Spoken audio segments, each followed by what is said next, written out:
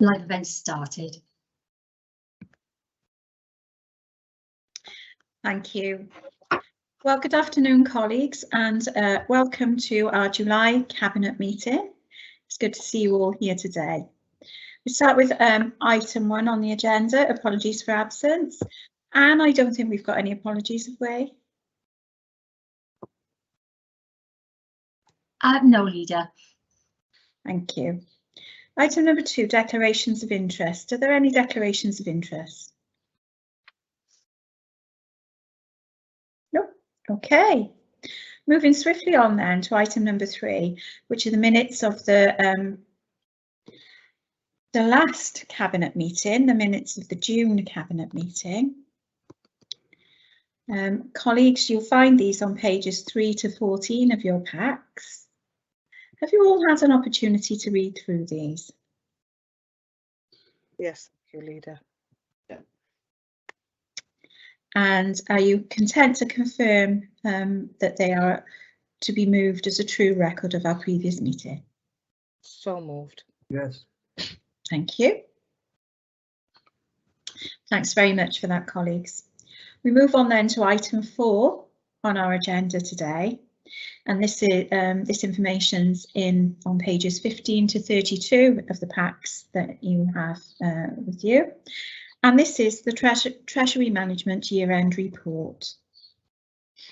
So this report fulfills the Council's responsibility to receive and approve an annual Treasury Management outturn each year. The report deals with the outturn for 2020-21 and has already been reviewed by the Audit Committee, where no comments were made. And from this Cabinet meeting, we'll go to the next Council meeting as required. The report details the following information. Details of capital financing, borrowing, debt rescheduling and investment transactions. Reports on the risk implications of Treasury decisions and transactions. It details the outturn position on Treasury management transactions in 2020-21, which confirms compliance with the Treasury limits set by the Council. Now, colleagues, the COVID pandemic had an impact on Treasury management during 2020-21, so it's worth explaining in broad terms. Now, since the early days of the pandemic, the Council had to monitor a significant increase in cash flow activities throughout 2020-21, coming from the making of business grants and the Business Rates Relief Scheme in particular, and also by its own increased costs and lower income level. The Welsh Government provided significant upfront cash flow support to ensure that councils were adequately financed to administer the Business Rates and Business Grant Scheme. Reimbursed councils throughout the year for their increased costs and reduced income, as well as loading its RSG grant support towards the first half of the year.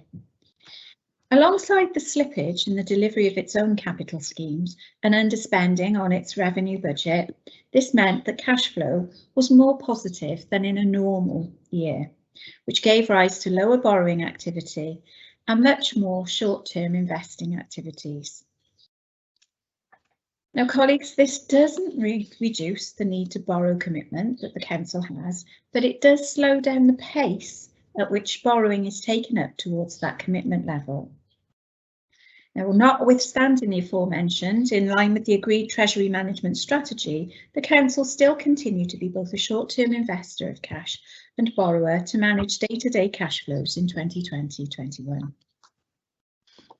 Turning to borrowing activities specifically, whilst the Council has significant long-term borrowing requirements, the Council's current strategy of funding capital expenditure utilises internal borrowing rather than undertaking new borrowing where it can. It can do this because of its cash-backed reserves, and at the 31st of March 2021, the level of internal borrowing was about 103 million, which saves at current interest rate levels around 2.4 million in interest costs annually, compared to physically borrowing this level of cash. As said, the financial year was relatively quiet in terms of borrowing activities, as shown in Appendix B to the report. the council repaid a short-term loan taken out in March 2020 to specifically cash flow and facilitate early payments of business grants in April. This was reimbursed by the Welsh Government and the loan repaid, as planned, in June 2020. In March 21, the authority undertook borrowing on a short-term basis in order to cover normal day-to-day cash flow activities. Lastly, a minimal amount of new long-term borrowing was required to be taken out in the second half of the financial year, totalling £94,000. This borrowing was from Salix, which was interest-free and was linked to a specific energy efficiency project. Current estimates within our cash flow indicates that there is the potential that additional long-term borrowing will be required in the second half of this current financial year to fund the capital programme. And while slippage on that is included in the cash flow forecasts, what actually happens in the year in regard of delivery projects will influence this significantly. In particular, the major projects within the Band B education schemes will start the period where longer term borrowing starts to be taken out. So colleagues, that's an indicator there of where the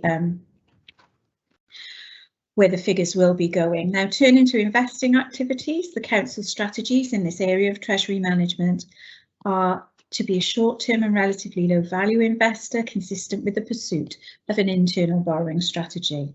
And investment priorities should follow the priorities of security, liquidity and yield in that order.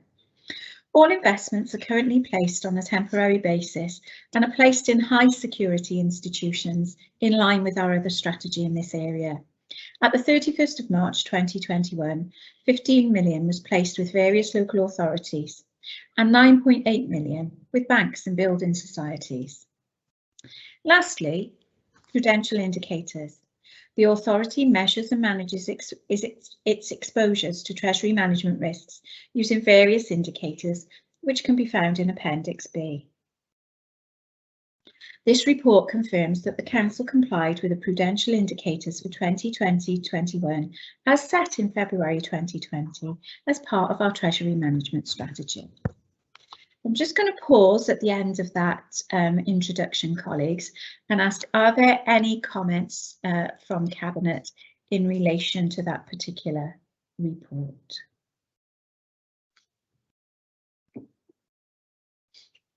None from me, Leader. No. No. Nothing from me, thank you. No, thank you. Okay, thank you for that then, colleagues. So in relation to that particular item, then are members content to accept the recommendations in that report and to note the report and note the prudential indicators as well? Are members content with both of those recommendations? Happy Yes. with that. Yeah. Yes. Excellent. Thank you all for that.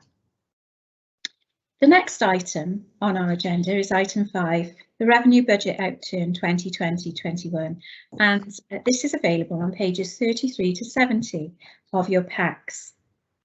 Now, this report details the financial outturn position of the authority for the financial year 2020-21 that ended on the 31st of March 2021. 2020 to 2021 has been a year like no other. As the COVID pandemic developed rapidly from March 2020, services were reprioritised to deal with the immediate response to support communities across Newport, and this lasted to various extents for all of the financial year. Although there have been significant additional costs incurred to deliver this response to our communities, these costs have been funded by Welsh Government. Now, not only did the Council work closely with the Welsh public sector to support communities and businesses across Wales, we also acted as an agent for the Welsh Government in processing £51 million of support payments across a number of government-led schemes, plus a further 20 million of business rates holiday for the leisure and hospitality sectors. So colleagues, you will have all had an opportunity to read the report and go through these figures. And I'm sure the question that many people would ask is, how exactly has the underspend come about? Well, the underspend of 14 million has arisen in the main due to services being diverted from their regular activities in order to prioritise our COVID response. Specifically, the council received in the region of £23 million of one-off Welsh Government funds to compensate the council for additional costs incurred in response to the pandemic and the lost income experienced due to COVID restrictions. There have been significant underspends across all service areas due to changes in service provision and working practices. And linked to the above, we've seen an underspend against the General Revenue Contingency Budget, Council Tax Reduction Scheme and Council Tax Income, all of which are non-service budgets. There have, however, been some one-off and recurring issues that have been raised within the report that will be addressed by officers. For example, the delivery of savings. Whilst 82% of the savings target was achieved in 2020-21, there have been delays in implementation due to the impact of COVID, and robust plans are needed to ensure that these savings are fully delivered, in addition to the new savings that have been agreed for 2021-22. Furthermore, we know that the pandemic continues and the impact on operational services and the additional work that this creates is unknown at this time. There is still uncertainty around the impact. And although the Welsh Government Hardship Fund is set to continue for the first 6 months of 2021, what happens beyond this at this time remains unclear. Now, section 4 of the report explains in detail the areas that have the potential to affect the financial position in the current year 2021-22. And these areas will continue to require specific oversight from the senior leadership team. As for the position of schools, these variances are covered by the School Balances Reserve. The overall underspend of 14 million doesn't include the school's position. For 2020-21, schools underspent by 8.4 million, which will see schools' balances increase from 1.1 million to 9.5 million as at the 31st of March 2021. Schools made significant savings during the period of school closures, not only as they had the ability to claim for additional COVID-related costs, but also due to over 4.7 million of unexpected grants being received in late March. The projected school balances have improved significantly in 2020-21, and this is largely due to that one-off non-recurring grant income. Schools will, however, need to robustly monitor and manage their budgets effectively to ensure financial sustainability going forward with their core funding. As part of this meeting, we're being asked to approve how this underspend is utilised. Now, I'd just like to say that having this one-off funding available to us is extremely helpful in order to help support the recovery of the city. And in reviewing the use of the underspend, it has allowed us as a cabinet to consider how to support and invest in our communities to recover post-COVID and to improve resilience. How we can support and invest in the business community and local economy to recover post-COVID.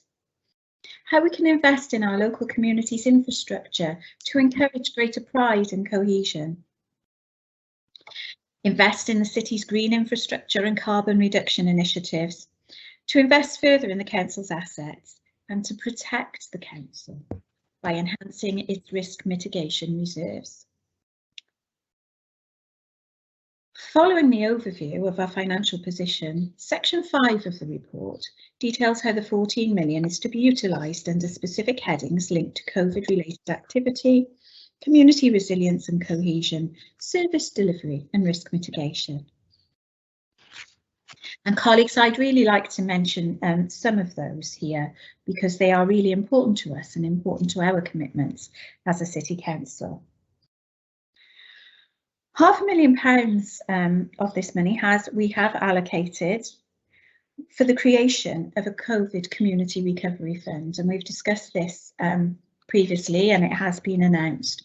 The purpose of this fund is to enable communities and grassroots organisations at the community level to apply for funding to help them in the recovery in recognition of the contribution to the well-being that these groups make to individuals and communities across the city. And I'd encourage groups and organisations to engage with us with that. We've allocated a further £500,000 for the refurbishment and cleansing of open spaces across the whole city. We know this is a priority for our residents, and we've listened to what our residents have had to say. We've listened to their feedback, and we've invested further in that.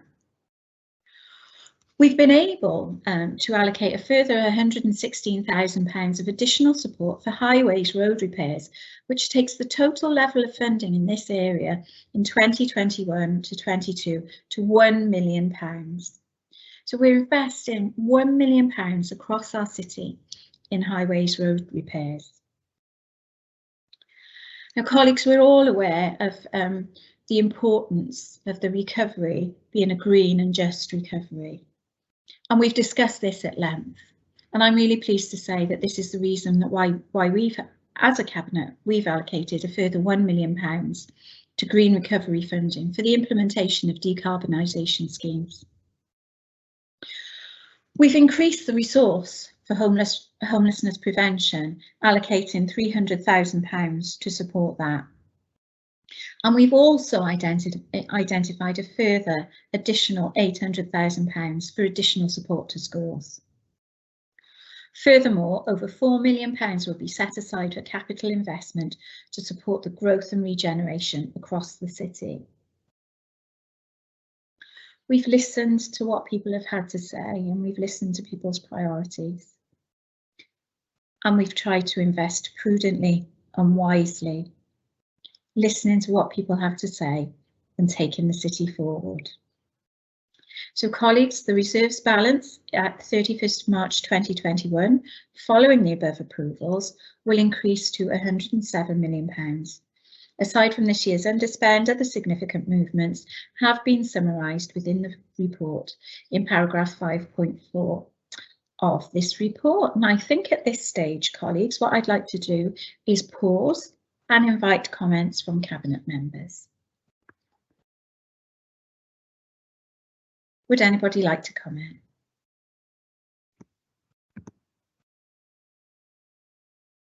Councillor Davis. Okay. Thank you, Leader. Thank you, Leader. I wanted to particularly focus on education and the additional provision that we are able to put into education as a consequence of the underspend, which was unexpected, a consequence of the pandemic, but we're able to utilise this money in a really, really positive way. I think we need to go back one step and actually focus on our commitment to the socio-economic duty. And this is a commitment as a local authority we had to make. Welsh Government brought it in, but I think it was a commitment that we very much welcome, because we actually consider our responsibilities in relation to social and economic duty. It's to ensure that we resolve and address lower levels of good health.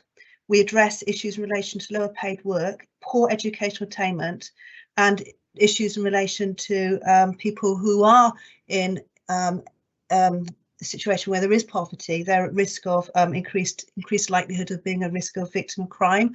These are the issues that we need to address, and it's about inequalities that exist in life. So therefore, I very much welcome the fact that we have given our Chief Education Officer the ability and provision to have a grant access to funding of £765,000, which she will use specifically to enable those access to and fairness to access to education and help to reduce that inequality. And that's a specific purpose for that grant. I very much welcome that provision that's been put into our budget. In addition, I think there needs to be added, of course, we need to be aware of is the £801,000. It was an unexpected spend, but a necessary spend in order to support St Andrew's School. We certainly didn't expect to face an issue when the children returned, that there's been a collapse of the floor, which we all know about, and we've had to move our children to a safe place of learning, and that's going to go on for some time, and the demountables have been put in place. And this is to ensure that our children, our Year 2 children, our Key Stage 2 children are kept on one site. It's absolutely vital that those children learn together and they're safely on their mental grief site until further decisions have been taken as to what their future will be. But it's vital that education provision continues for them in a safe and appropriate manner. And I know that the head teachers did a phenomenal job with the school and taking it forward. And equally, I want to praise Councillor Roger Jevons as Chair of Governors for the work he's done in commitment to the school to ensure that provision is maintained. Thank you. Thank you very much for that, Councillor Davis, and I think you just really set it out quite clearly there, the reasons why we've made these decisions to invest in education particularly, and I think they're of great importance to all of us. Would anybody else like to comment? Yes, Leader. Leader. Yes, thank you, Leader, and thank you, Councillor Davis, for mentioning St Andrews. It is very important to us and a big cost, but a needed cost to locate and transport these pupils to a safe environment. You mentioned at the beginning of your speech, Leader, you say a year like no other. Absolutely right. And how Newport City Council was funded through this pandemic was unique and new to all of us in all factions of government. We've never been through this before and hopefully never want to go through it again. And I'm not being negative over it, but you mentioned also prudency and to be prudent. Figures are still rising. They're rising again today from the Delta variant. And for us to continue the services that we did right throughout the pandemic costs. I mean, these people, perhaps they're not so much of a visit to hospital these days, but they are ill and there'll be a need to isolate. There'll be a need to be off work, and to maintain those services costs. So it's about being prudent with this money, because I don't think we're out of the woods yet by a long shot, but very good management. Thank you. Thank you very much for that, Deputy Leader. And again, you've made a really important point there. There is still so much uncertainty around this that we do need to manage our finances in a very prudent way. Councillor Truman, would you like to come in? Yeah, thank you, Leader. The key to this really for me is the last paragraph on page 33, and I'll read it out if I can. This report makes recommendations to utilise the one-off underspend available to help the city recover from the impact of COVID, invest in the local economy, and to protect the council by enhancing its risk mitigation reserves. The details which can be found within section 5. Clearly, that's right and proper, and to do what you're doing, Leader, because the thing is, as Councillor Jevons just said, we were hit with something that we hope we never get hit with before, and the staff in particular kept Newport up and running. At risk, initially early days, up risk to themselves, but they did it. They got out there, they put themselves to the wheel, and they got on with the job. We kept the businesses going. We've been commented on the speedy efficiency and the way we did that. But as Councillor Jevons said, we're not out of it yet. We don't know what's in front of us. Okay, there's a lot of people being vaccinated, which is fantastic, and I hope we can get as many people as we can vaccinated. But we're still going to have this cloud hanging over us. But what are the costs going to be? If anything else happens, what we need to do. So we need to invest and save money on that. So with this money we've got, it's already, if you like, accounted for. But that's proper business. That's proper business planning. And that's what we're doing with this, spreading it right across the wings. And what I particularly liked out of all of these is the COVID fund. I think that's absolutely fantastic. And as you rightly said, people should put in their applications for that, because, as I say, we've come so far and we have come a long way, and we hope to go further. But we need the protection. The council is a business, and that needs protecting as well. As I say, brilliant. Money is already, as you say, it's there for protection against any sort of risk, be it financial or what. But at the end of the day, it's something we got to support, because we don't know the risk further down the road. Hopefully, it's going to be good, but we've got to prepare for that rainy day, and there is still rainy days around, unfortunately. Thank you, Leader. Thank you very much for that, Councillor Truman, and you're absolutely right. There is still uncertainty ahead.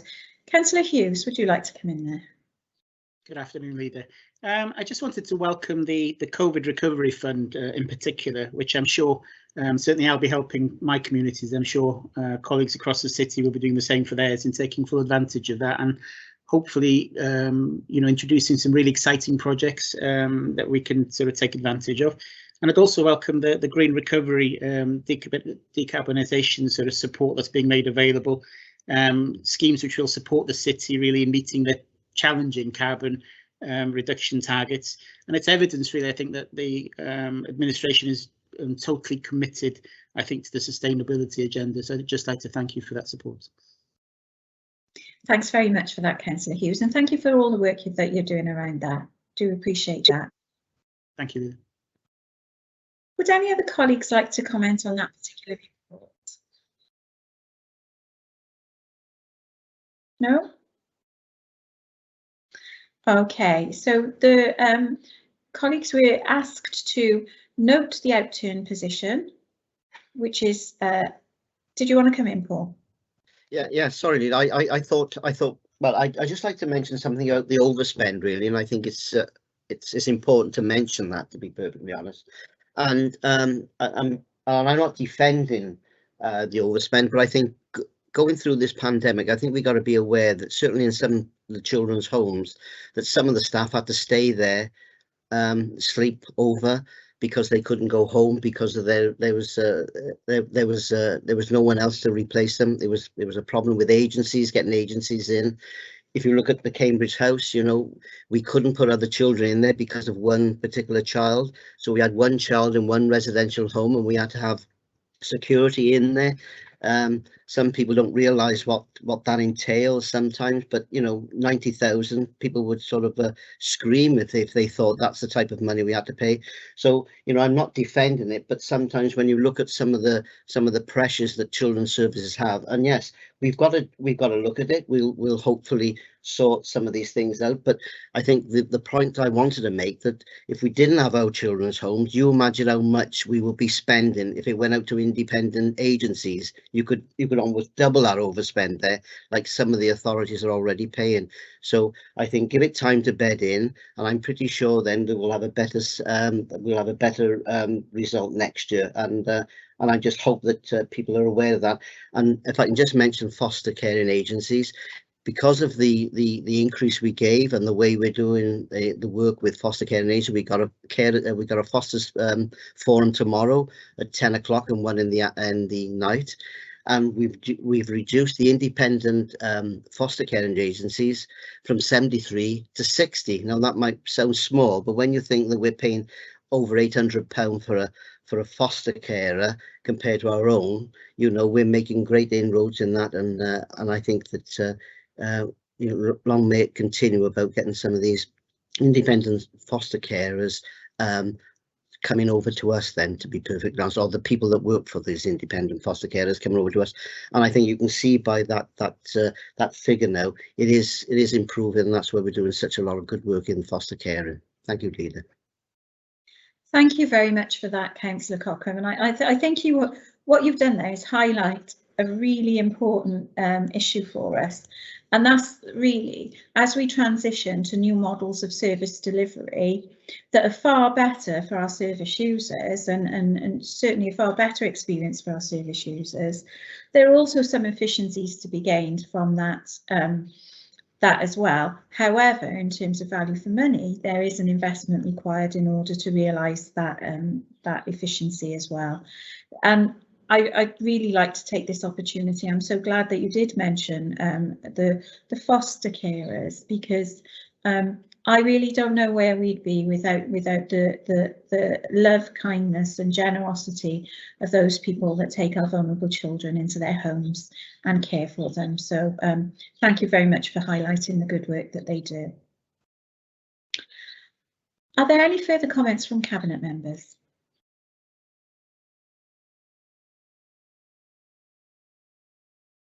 No?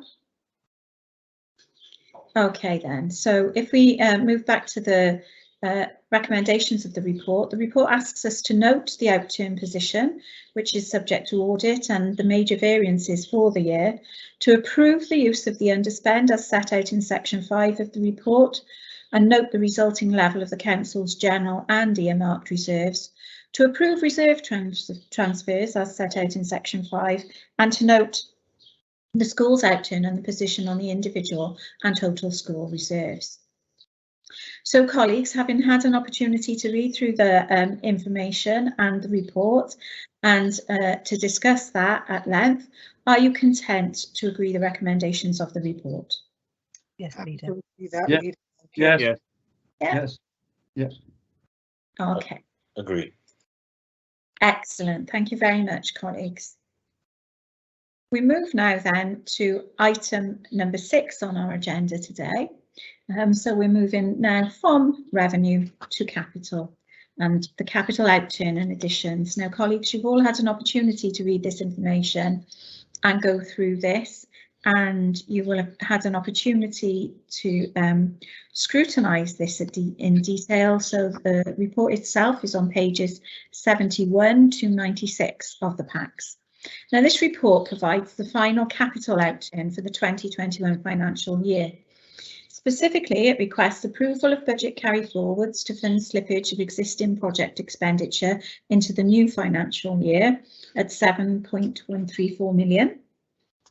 Approval for new capital projects to be added to the Council's capital programme. These are very significant at 24.79 million. And approval for a revised strategic outline plan figures for the Education Band B programme to be provided to Welsh Government with the intention of collectively reviewing the affordability of existing aspirations and potentially sourcing additional funding. It also provides an update on the current available capital resources, or headroom, as we would describe it, including the confirmation of Welsh Government's grant funding of £7 million towards the new leisure centre project and impacts and action taken on that. Now, the Council set an extensive capital programme that reflects a 7-year commitment. Table 1 in the report shows how this has changed over the financial year and shows the Council's capital commitments and spend in the city now totals £274 million over the life of the programme across all service areas. This is our investment, colleagues, in the City of Newport. Table 2 in the report shows the position in 2020-21, which is the focus of this report. It confirms a small underspend on completed projects of 749,000, and the report details those. It also highlights the need for slippage on spending of 7.1 million, where projects delivery and spend have fallen behind the financial profile for those. The capital budget for 2020-21 has been reviewed and reduced over the year, but the slippage has still occurred and is significant at around 21% of the budget, though consistent with previous years. And details of the major areas of slippage are included in the report. Now, slippage of the capital programme can be a recurring theme, and it can sometimes be caused, at least in part, by late notification of external grant funding, which often leaves little time to deliver projects in the same year. In saying that, though, colleagues, as the report shows, slippage alongside the significant increase in new projects, which are included here for our approval, has increased the budget to around 100 million in the current financial year. This clearly now requires a review, and the whole programme reviewed in terms of the timing of delivery. Now, this will happen over the summer, early autumn, and I would ask that senior officers do this as robustly as they can. We do need to be realistic in this, in order to enable the corporate management team and cabinet to take a view on that and deal with any issues that it might highlight. We're also being asked to approve, as usual, new capital projects to be added to the overall programme. In this report, we have an unprecedented amount of new additions, the vast majority funded from Welsh Government grants, which were only confirmed from February onwards. It's worth flagging them up, as they're particularly exciting and will have a really significant impact on the city. Now, these include nearly 1.7 million of grant funding for placemaking projects, which are currently being developed, nearly £10 million on active travel schemes, which will provide a huge boost to sustainable travel within the city and surrounding areas. Around 2.5 million of additional funding and spend to maintain our school buildings, and over £6 million on highway works and low emission vehicles. All of these investments support our key priorities, and I'm so pleased that we're able to progress with these now. Now, I think at that point, colleagues, I'll just pause and invite any comments on the report itself. Councillor Cochrane, would you like to come in there? Yeah, thank you, Leader. And I'm sure you're going to be aware of what I'm going to mention now about DFG grants and the slippage there. I think my concern is really that 344,000, obviously, that is a huge amount of the money that's part of the slippage. And what concerns me that if this had been a normal year, which it wasn't clearly, we would have run out of money by Christmas. So it almost gives a false read in there because we couldn't get the trades in. People were self-isolating. Some people didn't want us to go in their homes because obviously their concerns with COVID. So obviously we couldn't do a lot of the DFGs anyway. And my other concern with it really is that, and I know you're aware of this, is that clearly the letter we've had from the Minister giving us an extra amount of money, but it's because of the means test is no longer going to be there, and that's their guidance they're giving us.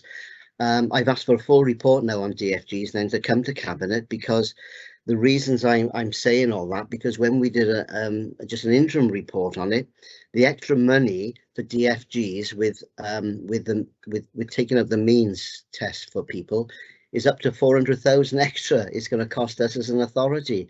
Now, this is across Wales, and giving us £1 million for 22 authorities to do that is going to be nowhere near. And I think just we need to be aware, although it says slippage now this year, I think next year we're all going to be in a problem. Every 22 authorities are fulfilling our disabled facilities grants for our most vulnerable people.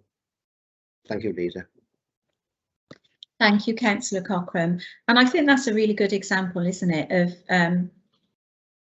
how the impact that the pandemic has had in terms of the slippage. So not being able to certainly limited capacity to go in for the occupational therapy team to go into people's homes, limited opportunity for tradespeople to go in and carry out those changes and those adaptations within homes. So whilst it may appear on the balance sheet as slippage, it doesn't mean it's by no way, I think what we're saying is by no way a reflection of the level of demand that we have for this service provision. And of course, you rightly highlight, whilst we welcome the inclusive nature and the principle of the Welsh Government decisions in relation to this, of course, we do need those decisions to be fully funded by Welsh Government. And as you rightly point out, an additional £1 million distributed amongst 22 local authorities will only have a minor impact on the overall investment there. So thank you very much for drawing that to the attention of Cabinet. It really is a good example of the impact there. Would anybody else like to come in?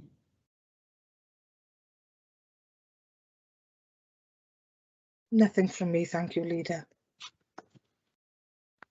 Thank you, Councillor Harvey. No further comments? No, thank you. Oh, nothing. So thank you. Okay, thank you. I've got to keep asking you in this way, folks, because I've got the curse of Teams, so I'm limited in terms of what I can actually see. So I have to keep asking you. Okay. So if there are no further comments, then perhaps, colleagues, we can consider the recommendations of the report. And there are 6 recommendations here, so I'll just run through these. And they are to approve the additions of the capital programme requested in the report, to approve slippage of £7,134,000 from the 2020 budget into future years, noting the reprofiling of the programme, and to note the capital expenditure outturn position for 2020-21, to also endorse provision of information to Welsh Government to review Band B schools transformation programme costs to note the available remaining capital resources until 2024-25, and to note the balance of and approve the allocation of in-year capital receipts. So are colleagues content to move the recommendations of the report? Happy to move, Leader. Okay, yeah. Very smooth. Thank you, Leader. Yes, thank you. Agreed. Agreed. Excellent. Thank you all very much for that. And thank you for your contributions there in terms of that discussion. Now, as we move on to the next item on the agenda, which is item 7 on our agenda today, which you can find on pages 97 to 114 of your packs. I just want to say briefly, colleagues, that I've got a bit of a strange view of Teams at the moment. So if you would like to speak, please shout out, because I can't see any indication at all of anybody wanting to speak as we go through this. Okay, so just to let you know. So item number 7 there is actually quite an important report for us, and it's a really important issue that we need to start to have a discussion on, not just here as a cabinet, but with colleagues across the whole of the City Council, all of our officers, trade union representatives, and it's something that we really like to get as much feedback as we can, particularly from our scrutiny colleagues. We're all aware, I think, of the impact that the pandemic has had, and particularly, I think this is a really fitting moment to just acknowledge the tremendous response of officers across the whole of the organisation in terms of keeping services running, service delivery, essential service delivery, particularly across the city. But I think what people don't see in relation to that is all of the back office work that goes on around this, and that's all being maintained as well. So one of the things the pandemic has done is it's actually required us to work in a different way.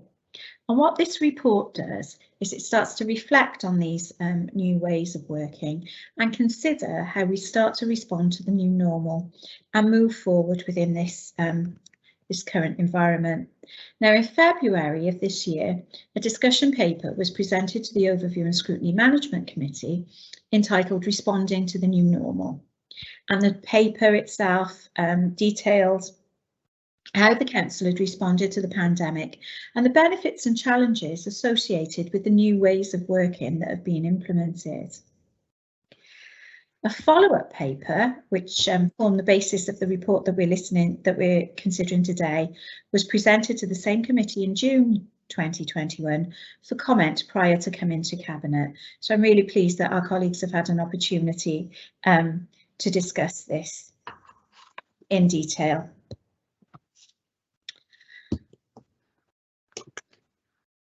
Today, colleagues, we're being asked to agree to a series of recommendations which will both set the direction of travel for the organisation. They take account of both the experience and evidence gathered over the past 15 months, our organisational commitments, opportunities that have arisen within this, staff expectations, and of course legislative requirements. Now, if Cabinet agree with the recommendations, then we will proceed to consult with trade unions and staff on any potential changes to terms and conditions of employment and develop more detailed plans in association with the use of the Civic Centre prior to a final report being presented to Cabinet in the autumn. Both members and officers of the Council have had to adapt the way in which they work in order to respond to the COVID-19 pandemic. Our focus, and colleagues, we've said this many times, our focus has been to ensure the safety of the public, our staff and elected members. Now, whilst this has been incredibly challenging, it's also created opportunities which we, like many other public and private sector organisations, have been exploring. And the report that we're considering today really covers 4 main areas: our staff, the use of our main building, the Civic Centre, and how we work with the public, how we manage the democratic functions of the council, and how we utilise technology. And the first decision for us is whether we press forward with the cultural and operational changes we've implemented as a result of the pandemic, or whether we return to the pre-COVID model. So Cabinet, just pause in there before I go through the specific sections of the report. I do wonder, colleagues, is there anything anybody would like to say in relation to that particular point, which is this decision that we have to make in terms of whether we move forward with the changes that we've already implemented as a result of the pandemic, or whether we decide to return to the pre-COVID model. Councillor Harvey, would you like to comment? Thank you, Leader. This is very much a serious consideration for all of us, and I know some people get really fed up of us saying so, but I, as the rest of the Cabinet, personally want to thank our staff for stepping up and doing what they've done over these last 18 months. It hasn't been easy. It's just a new way of working, and they've taken it on board and they've done it to the best of their ability. And I am, as the rest of the Cabinet, incredibly proud of the staff we have at Newport City Council. It's just been announced by the UK government that we have a further 32,548 COVID cases today, with 33 sadly have died. Now, people might think, oh, I'm fed up of listening to this, but we need to make it crystal clear, COVID has not gone away. Just because a certain Prime Minister wants to release everything come July the 19th, doesn't mean it's all gone away and everyone's back to normal. It isn't. It's far from that. We need to continue protecting our public and protecting our staff. They have stepped up to the plate on more than one occasion. Take my hat off to them, and I think this new way of working is something that we have to do to make sure everyone is safe and protected, and I fully support it. Thank you, Leader. Thank you very much for that, Councillor Harvey. Councillor Rahman.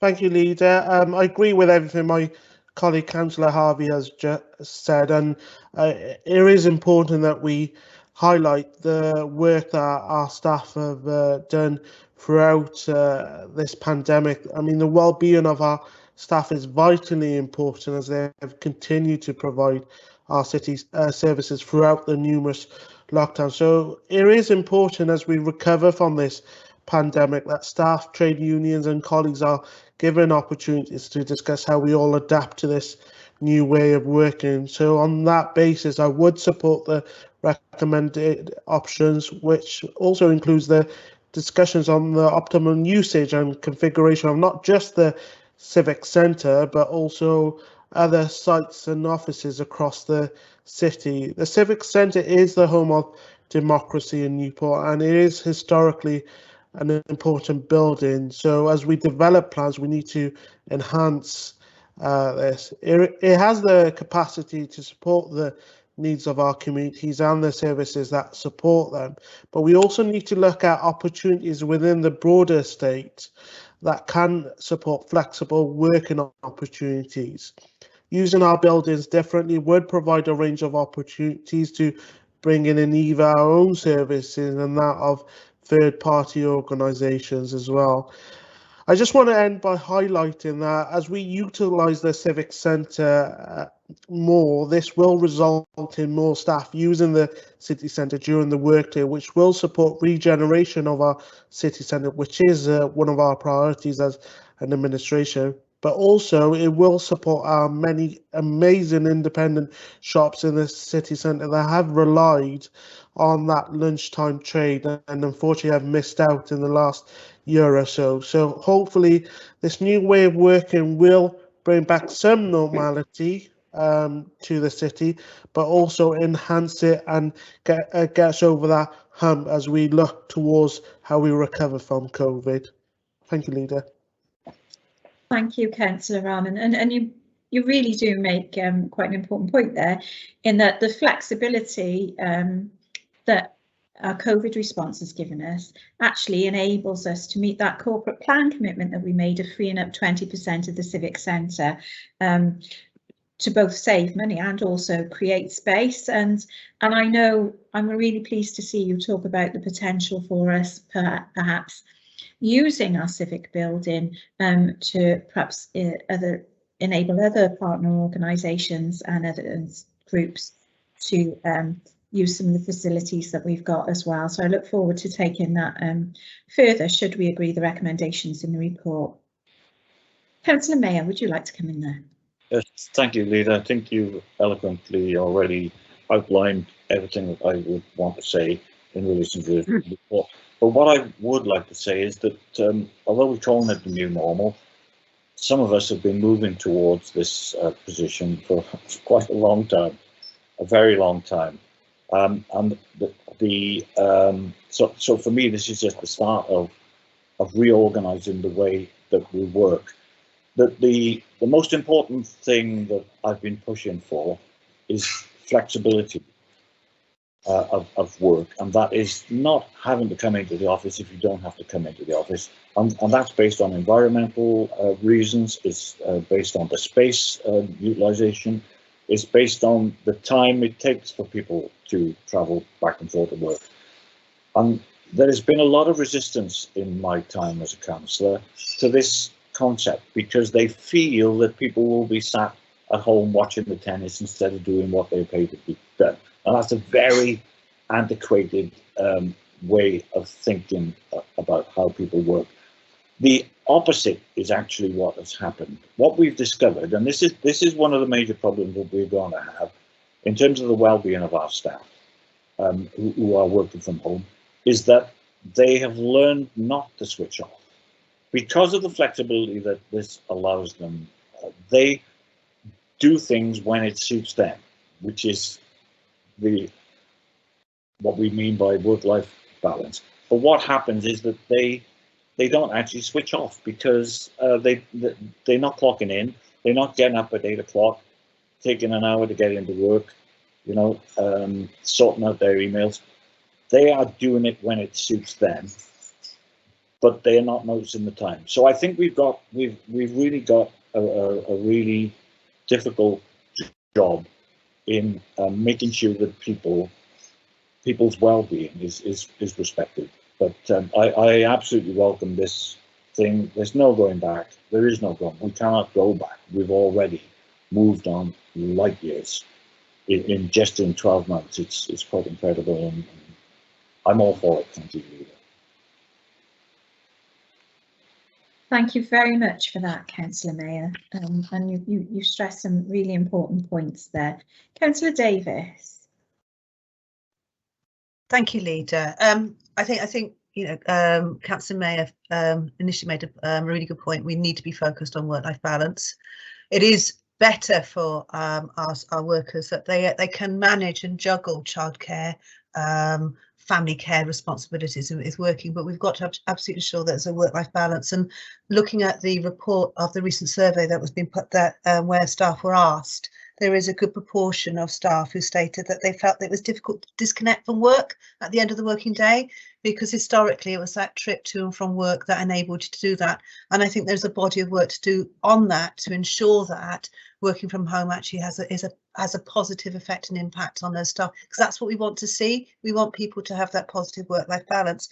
But what we also need to look at and consider is actually the positive impact on our city, in that Welsh Government are actually promoting the fact that they want to see 30% of Welsh workforce to actually start working remotely, and this they feel will actually drive regeneration, economic activity. I know Councillor Rahman talked about our city and regeneration of our city, but we also need to talk about regeneration of our local communities and our local shops being used, and this would certainly enable that to happen, that our workforce working locally, going to the local shops, buy their lunch and things like that. So there's positive benefits there. We've got to look at that mix and how we can benefit all. But importantly, we've got to consider climate change and the decarbonation of our city. We've got an absolute commitment by 2050 to be carbon neutral, and that travel to and from work is a massive issue for us. So we can actually get people to work from home, or indeed, as Welsh Government is suggesting, they're actually suggesting those community-based working hubs, because actually it's that working from home can be isolating, but if you actually got that hub where people can just go to locally and work together with other public sector partners, and equally again, as Councillor Rahman suggested, the Civic Centre could be used for that, to enable our public sector partners work together to enable that social well-being of communication that people have with one another. That's part of the work environment and is so necessary for well-being. There's so many positive issues that we can look towards if we take this policy forward, and I heartily support it. Thank you, Lita. Thank you. Thank you very much for highlighting those important issues there, Councillor Davis. Councillor Cochrane, did you want to comment? Yes, Lita, thanks a lot. Really, it's a combination of what everybody has said in some respects, but the only point I'd like to make is that I was at a conference today, prevention for young people, for children. It was Sally chaired it, and we had about 230 staff there from all children's services, from Bernardo's and all that, and it was interesting listening to all of them saying, "Oh, I've missed you. I haven't seen you for a while," and there's a lot of offloading in social services about where people, you know, can talk to each other and all that. So it's not all about just being on a virtual laptop as well. They really wanted that social contact as well. So we got to have that balance. And I think it was right what Dave said and Deb actually, that, you know, sometimes some of these people say they're not switching off when they go home. They feel as though they're in work 24 hours then, because they're not going out to work and being sort of going to the shops, or whether they're having lunch with their colleagues and things like that. So it's having that balance, and I think that's where we got to look at really. But it was interesting today that before the conference started, everybody was saying how they missed each other and, you know, give each other a hug and all that. I know, and we can't go back. I get all that, but it's getting that right balance really of the social contact for people. Thank you, Councillor Cochrane, and thank you for sharing that with us. Councillor Truman. Well, thank you, Leader. Yes, I agree with everybody really, Leader. It's an opportunity now to look at new ways of working. We were doing this prior to COVID, certainly the building and the space we were using, but of course COVID came and we had to stop doing that, obviously, and get on with COVID. But it does bring up a load of opportunities and for new ways of working. And space, I've always argued, the Civic Centre is not used right. People, you know, the space needs to be looked at and evaluated. You can get more space into things, using it for different things, open the building up for perhaps other people to use, other businesses, other groups, residential community groups, all things like that. And this would take care of that. I understand that. There's obviously loads and loads of savings that can be made and have been saved by people not working in the building, heating, electricity, these sort of things, and generally looking at the environment and mental health as well, because a lot of people have been affected by mental health working from home, would normally work in the civic centre. So there's all these factors to put into the pot, if you like. But I certainly agree it's the right way forward.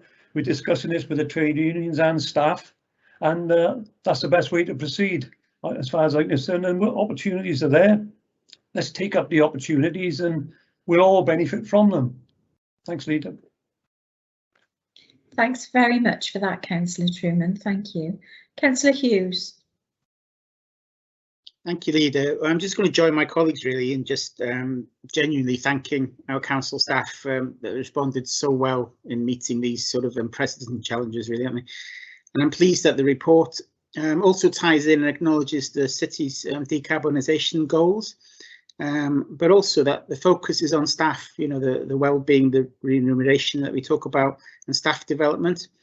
I'd be reluctant, obviously, to support the option one that limits our ability to meet our city's decarbonisation goals, and that's acknowledged in the report, which is why I'd be happy to support the recommendations made in the report.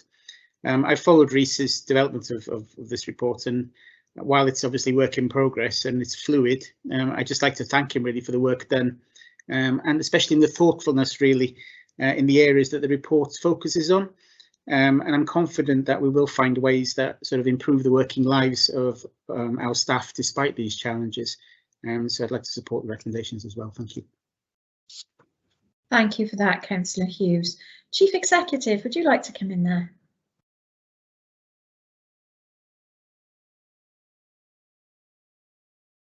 You're on mute, Bev. Thank you very much, Leader. I'm very much struck by the cursor teams this evening, clearly. So, you know, really pleasing to hear Cabinet's views on the report. The People and Business Change team, particularly the head of People and Business Change, has put a lot of work into this, you know, and how it's developed. Just to give some assurances, this will be, you know, this will be a steady journey. This isn't something that we're going to introduce overnight. We want to make sure that whatever model we adopt for our ways of working are best for the citizens of Newport, but also for all colleagues that work within the council as well. So it's a really important report for us. It's also, from my perspective as the head of paid service, it's also one report within a wider review of policies, including the structural revisions last week, that will lead to a new culture of working across the organisation. And just picking up on some of the Cabinet members' points in terms of the need for some service areas to touch base, to work with each other. That's, you know, that's why the report is intended to move towards a hybrid model of delivery. So just to give some assurances that this will be a steady introduction, and we will be listening and taking on board the views of members and all colleagues as well. Thank you, Leader. Thank you very much for that, Chief Executive, and colleagues. Well, both Chief Executive and colleagues, you've raised really important points there in relation to this report. And I think, you know, there are a lot of considerations, and as the Chief Executive has said, this is the start of a journey, and it's something that will continue to be carefully considered as we move through it, and certainly the impact on our staff, but also the impact on our citizens in terms of service delivery as well. And of course, the report also states, I just did want to flag up that as a Cabinet, if we do agree to the recommendations, then of course the consultation will start then on a range of issues, on a home working policy, changes to travel and subsistence policy, reviewing the flexible working scheme. As you've mentioned, we'll have to look at how we support staff with long-term health conditions, particularly mental health conditions. And also, I think, and this is quite important, to start to think about how we, as an organisation, we develop a different approach to engagement with a dispersed workforce. And you can see within the report there are responses from trade union partners, and these responses again are generally supportive of the approach. I'd also like to flag up, and this was mentioned by colleagues, you know, our Civic Centre is an iconic building within Newport, and it really is the home of local democracy. But during the pandemic, it's been underutilised. And actually, if you look back over time, particularly over the past 10 years, reductions in staffing has actually meant that 40% of the building was occupied prior to moving into lockdown. The rest of it remains vacant.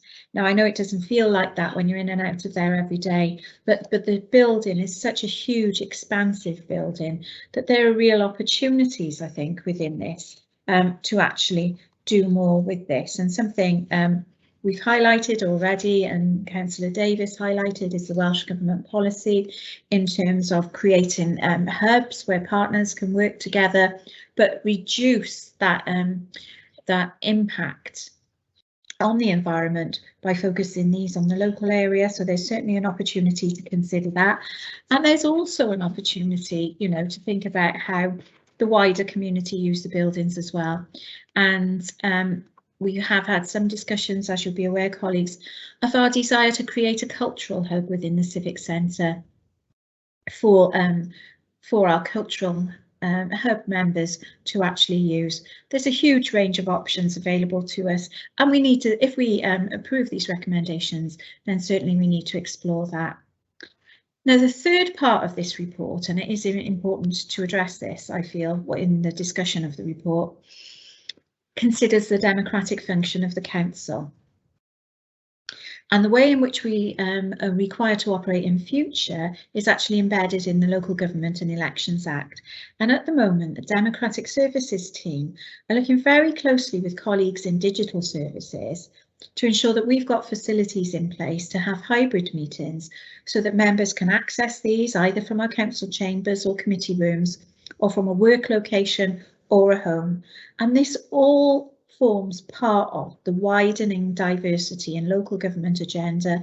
And as you know, colleagues, for everybody that was present in full council last week, this council committed to the declaration of becoming a diverse council here in Newport.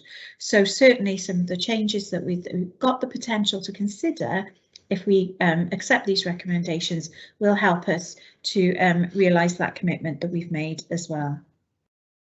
Now, there will be some impacts on elected members through this, and the report asks certainly that if we do choose to accept the recommendations, that Democratic Services Committee start to look at a number of points that are raised here. Now, finally, within the report, we're provided with details on the technology that supports all of this. And Councillor Mayor, you've said many times, you know, how well prepared we were in terms of that really rapid and agile shift to home working supported by technology because of the investments we've made in technology over time. And I would remind you all that we've also made a commitment to relocating our data centre in order to improve our resilience as well. So there really is a lot to consider within the report itself, but it also highlights the start of a really important journey for us as an authority in becoming a responsive and agile and flexible 21st century employer that has excellent working practices in place and delivers the best possible services that it can for the public and the citizens of Newport. So just reflecting on your comments then, colleagues, and certainly thinking about what everybody said and taking the guidance of the Chief Executive, who's given us a considerable assurance on this particular proposal. We've got two options, as I mentioned at the outset. Option one is that once COVID restrictions come to an end and an appropriate risk assessment is in place, we've got the option to return to pre-COVID arrangements, or we accept a new operating model in principle and pending consultation with trade unions and staff that builds on our experiences of operating during COVID. Two options there, but there is a lot of work associated with that, and I think we need to be mindful of the commitments that we're making in considering this. So colleagues, just to raise awareness and reiterate, if we choose option two, the report recommends that we'll need to consult on a home working policy and associated allowance. We'll need to review the flexible working scheme and the appropriateness of it going forward. We need to develop proposals to invest in new approaches to support staff and develop different techniques and tactics to ensure engagement with a dispersed workforce. We also seek to maximise the occupation of the Civic Centre as the main administrative headquarters and centralise with other council facilities and potential third-party occupiers within the premises. So we really need to start to think about zoning the Civic Centre, developing service-specific areas, develop technological solutions to support this, and developing approaches to the utilisation of the reception area and meeting rooms. A fourth point that we need to consider in relation to this is that should we retain a dispersed working model, we need to ask the Democratic Services Committee to review wellbeing provisions to ensure that they're adequate. And the fifth point there is, should the council retain a dispersed working model, we also need to ask the Democratic Services Committee to assess the current remuneration package is sufficient and, if required, make recommendations to council. Now, the report recommends that options 2, 3, 4 and 5 are the preferred options, and it sets out the limitations of option 1 in terms of our ability to meet our carbon reduction targets and rationalise our assets. So, colleagues, if the preferred options are accepted by Cabinet, we'll consult with our recognised trade unions on any changes to HR policies, and a final report will be presented to us in the autumn detailing those responses Thank to you, the Leader. I consultation. move options 2 to 5 are adopted. Happy to second that, Leader. Yeah. Happy to Agree. support. Thank Yeah. you. Yeah. Happy to support, Leader. Excellent. Thank you all, and thank you for your contributions and comments on that debate. That's very helpful indeed. We move then to item number 8 on our agenda, which is the Mutual Investment Model Strategic Partnership Agreement, and this is on pages 115 to 180 of your packs. Now, colleagues, this particular report has been prepared by the Chief Education Officer, and it's for discussion and agreement by the Cabinet. You've had an opportunity to consider the report, to look at this in detail, and there are a number of recommendations that relate to this.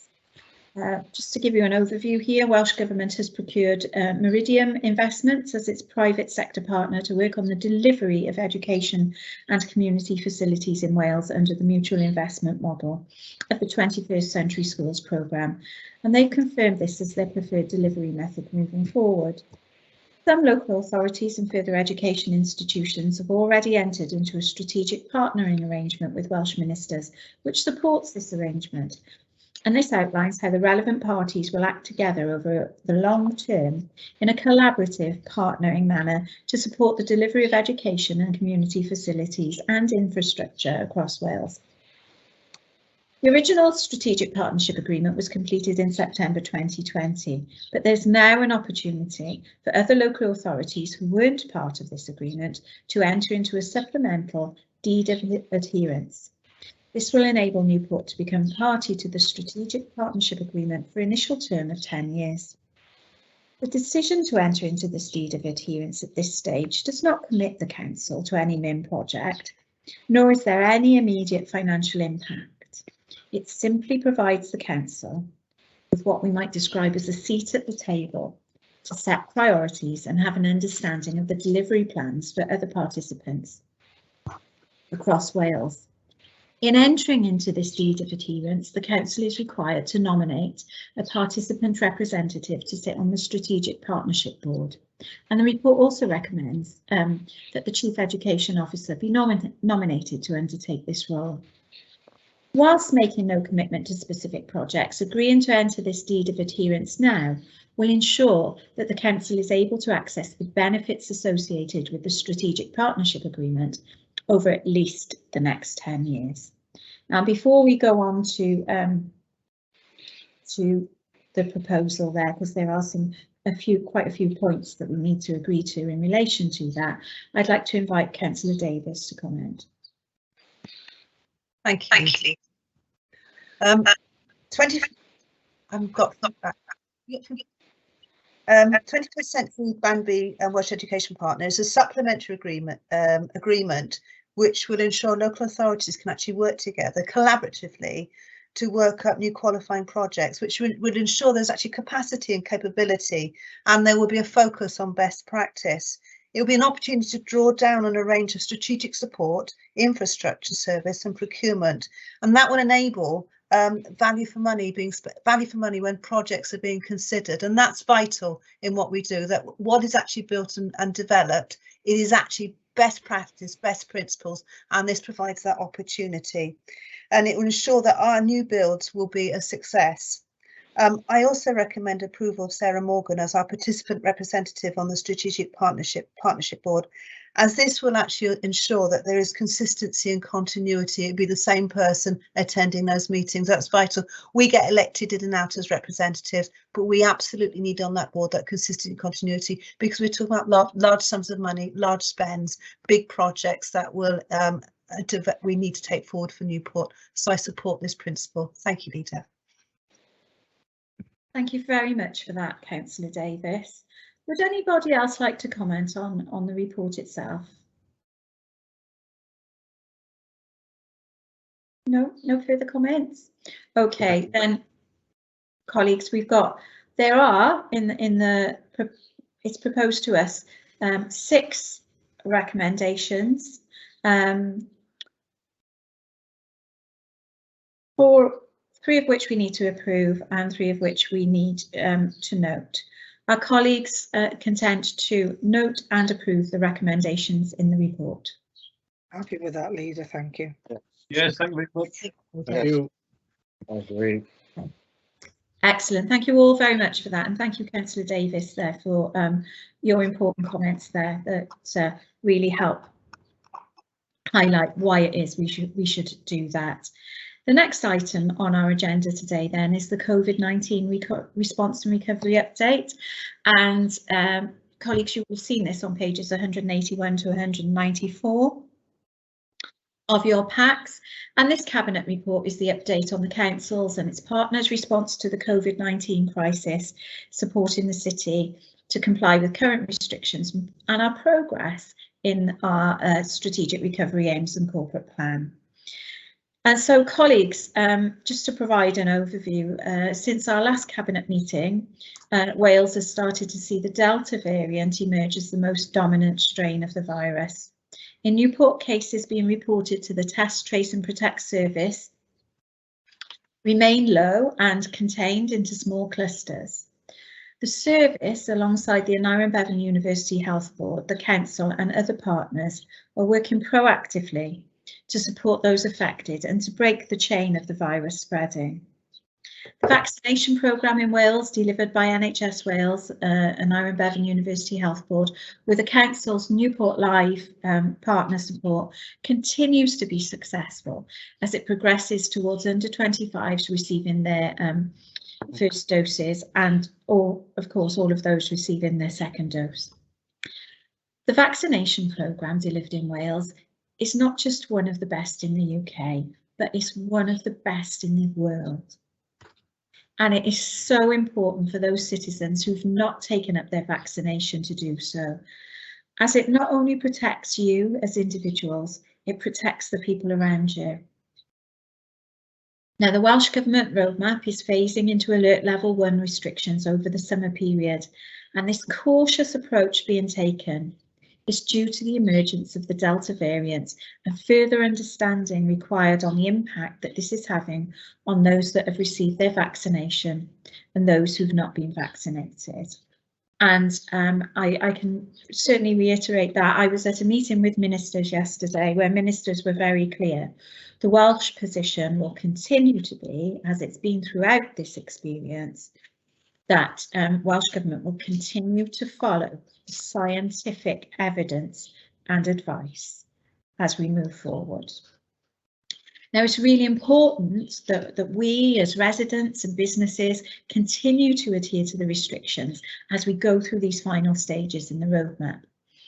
And as the Welsh Government has advised, we will have to learn to live with the virus, and we'll have to remain vigilant throughout the year. In terms of our update, I know that Cabinet members have been working closely with their areas of service on this and may wish to comment as we discuss this. But as a council, we've continued to deliver services, whether this is across residential homes, visiting clients, collecting waste, or staff working from home. We've continued to do this. Our schools continue to respond and support pupils where COVID cases are reported. And within this, certainly in terms of our recovery, we've also had confirmation of funding for the relocation of the information station to the Central Museum and Library building. And Newport Live continue to engage and support young people in Newport, working alongside our community safety partners. There's a huge amount of work continuing to go on to both protect and support our residents and support our recovery going forward. And I know, colleagues, that there are comments that you may wish to make on that as we discuss this. So at this stage, colleagues, what I'd like to do is just pause then and invite comments. Would anybody like to comment on the COVID update report? Councillor Truman. Yeah, just briefly, Leader, as you said earlier on, the Delta cases are on the increase, and the environmental officers and the trade standards officers working jointly with the police on inspection of premises just to make sure that everyone is doing things in the right order to protect people. And they're giving out advice, and a lot of advice has been given out to businesses, but also where needed, improving notices and even closure notices. So that, you know, even while some of the cases gone down in Wales, our office is still very, very busy, and it's given them more time to work on some of the clusters as well, which is also very important. So yeah, we got to keep on top of it. And as I said, people got to continue with the social distancing in Wales, regardless of what was said in England, because we've got a very cautious government in Cardiff, and I'm very pleased that we have. And I think we're doing it the right way, keeping an eye on things just to make sure people stick to the rules, We'll get through this long, dark tunnel. Thanks, Leader. Thank you very much for that, Councillor Truman, and you know, thank you for the leadership that you've shown there with our public protection teams, because it's really important and continues to be incredibly important. Councillor Davis. Thank you, Leader. I think we are seeing an increase in the Delta variant, and unfortunately the impact is directly on our young people, and that's having impact on our schools. We are seeing an increasing number of closures, so I very much welcome the fact we're going to be moving into summer holidays, which will there'll be some respite. However, what I think we need to talk about is our young people and the need to socially isolate from and be sensible when they're out socialising, because it's actually not within the schools that they're catching COVID. It's quite clear that infection rate's not rising within the school. It's actually young people actually coming into school having caught it elsewhere. And I think we need to send a firm message out to our young people to think carefully about what they're doing this summer when they're out socialising. It's difficult because that's what young people do, but really that's where the risk is, and that's wherein then it gets spread, and we're not going to reduce those numbers. But what I importantly wanted to point out was, and it's really important that residents are aware of, is that during the COVID period last summer particularly, we were able to provide supermarket vouchers for those children who are on free school meals, and that's going to continue. Supermarket voucher scheme continues to be used to support those pupils who are eligible for free school meals who are prevented from attending school on a short-term basis due to COVID, but the scheme is being used to support our year 11 and year 13 age groups, so those children who are just leaving school but are no longer trying to end school following the end of the year, and they're awaiting their chosen course of study. So that provision is still going to be made available, and those vouchers will continue to be provided throughout the school summer holidays, and that's vital that our residents are aware of that provision is there for them, particularly as and when families are expected to isolate. Families can't go out to work, but that is there for all our free school meal families. So please, as families, make sure you make the most of it and take advantage of that scheme, because that funding is there for them. Okay, thank you, Leader. Thank you very much, Councillor Davis, and thank you for highlighting for our families out there the support that is available to them. I think just listening to your comments, Councillor Davis, filled me with an immense sense of pride and just to think about the support that we've been able to provide as a City Council, with the support of Welsh Government as well, for our children here in Wales, our children and our young people, to support them through this pandemic. And I am so pleased that we're addressing these issues for our families going forward through the summer holiday by ensuring that these vouchers remain available for them. So thank you very much for highlighting that. Councillor Mayor, would you like to come in? Yes, thank you, Leader. A brief statement really rather than anything else. We get a lot of stick from the Newport's version of Victor Meldrew, and that's not going to change. It doesn't matter what we do, how good it is, how successful it is, how popular it is, they will still moan at us, and we tend to take this too much to heart, I think. What I think is that this, where would we have been without councils, not just in Newport and in Wales, but throughout the UK, if it hadn't been for councils who stepped up, who you know, people don't realise what services we do. They think magic services come from God knows where, you know, but nearly everything that impinges on people's lives, it's us. And we have continued to do it throughout the pandemic. And our staff have just been absolutely amazing, putting themselves at risk as well in schools and on the streets. So, you know, that's all I've got to say to all those moaning minis out there. Thank you. Well, thank you very much, Councillor Mayor, for your comments there. And I think it's really interesting, isn't it, in terms of the services that we provide, because I think sometimes there is a lack of awareness that we provide over 800 services to the public. And certainly during our COVID response, you know, the focus on essential service provision has been absolutely outstanding. When you stop to consider what we've achieved as a local authority. So, and I'm really pleased that we've had an opportunity to continue to reflect on that as we move forward, certainly when we discuss the response and recovery.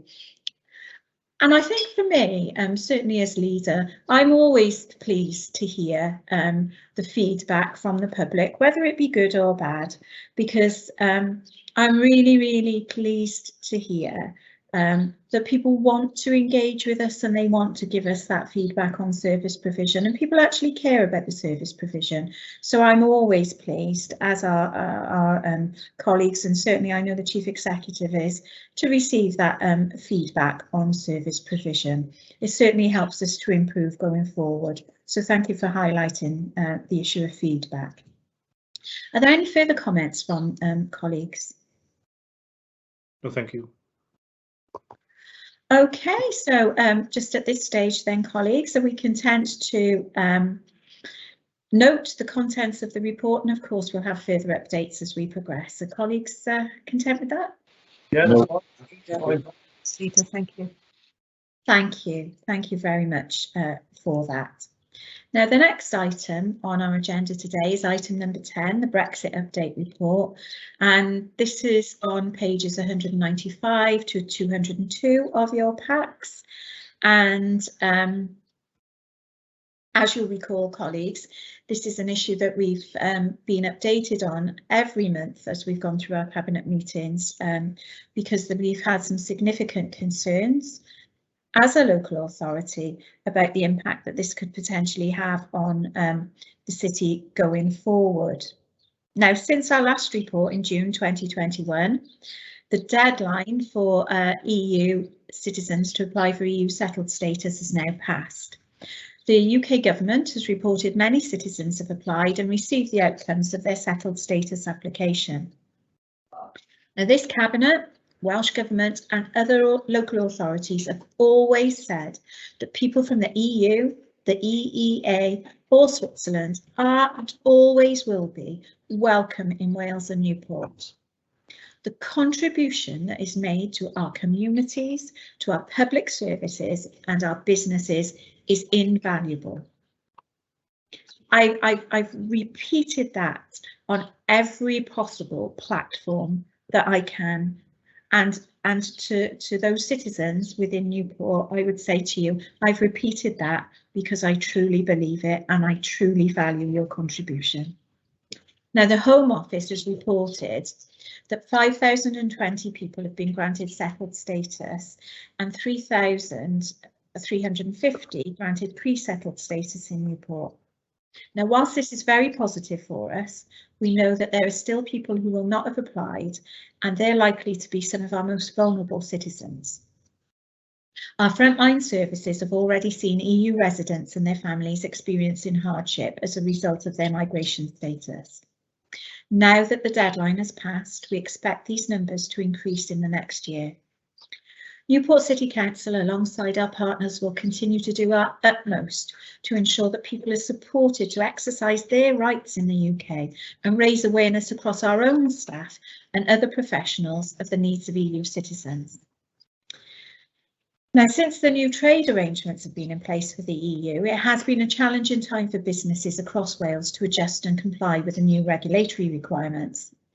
The wider economy is also facing many challenges with supply chain and cost of particular goods and services increasing to meet consumer demand.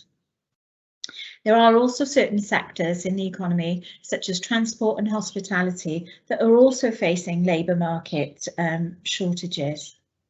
Whilst much of this can be contributed towards the COVID crisis, there is also evidence indicating that Brexit is also having an impact on particular areas of the economy.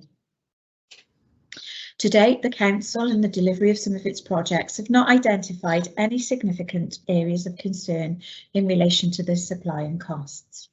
This will be an area where the Council will continue to monitor closely over the next 6 months. With the UK no longer able to access European funding and existing EU-funded projects finishing over the next 18 months, the UK government, as you'll be aware, have launched 2 new funds, the Levelling Up Fund and the UK Community Renewal Fund, for local authorities across the United Kingdom to apply for. Now, in spite of the short timescales which the Council had to prepare and submit applications, Newport, as I've reported previously, was able to submit projects that will benefit Newport and its communities. If successful, the Levelling Up Fund provides an exciting opportunity for Newport to regenerate the northern quarter of the city with a greening of key areas and streets around the train station, providing a gateway into the rest of the city. For the UK Community Renewal Fund, we received 11 applications from private, not-for-profit, charity and other sectors of the economy, and the applications that were submitted by the Council will contribute towards both the City Council, but also the Public Services Board priorities as we emerge from the COVID pandemic. Now, despite all of this, colleagues, and I know I've mentioned this previously, there isn't a guarantee that Newport and the organisation's applications will be successful in being awarded funding due to the UK government making this a competitive process. We should find out about the outcomes of both applications later in July. And I think, colleagues, at that stage, that's where I'd like to pause, certainly in terms of my roundup of the position, and invite colleagues to express any thoughts or comments that they may wish to express on that report. Are there any comments, colleagues?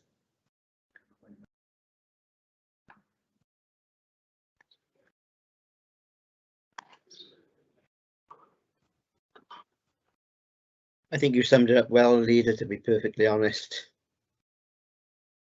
Thank you, Councillor Cochrane. So if there are no further comments there, a member's content to note the contents of the report, and we'll reconsider this and consider any progress on this in our next Cabinet meeting. Yes, no problem. Yes. Agreed. Agreed. Okay, thank you very much for that, colleagues. The final item on our agenda today is item number 11, our Cabinet Work Programme. This is on pages 203 to 210 of our packs. This is just our monthly report on the Cabinet Work Programme. Are colleagues content to move acceptance of the work programme? Agreed. Yes, move that. Absolutely. Agreed. Agreed. And with that, colleagues, that draws our meeting to a conclusion. So thank you for your contributions that you've made here today. You've made very valuable contributions to the discussion, and that's also a reflection of the valuable contributions that you make through your portfolio responsibilities. And as always, a huge thank you to the Chief Executive and officers for supporting us through this and collaborating with us to work together to achieve the best that we can for the citizens of Newport. So thank you everybody for your contributions today, and our next Cabinet meeting is on the 8th of September. Thank you all very much. Thank you. Peter, bye-bye. Bye. Bye. Bye.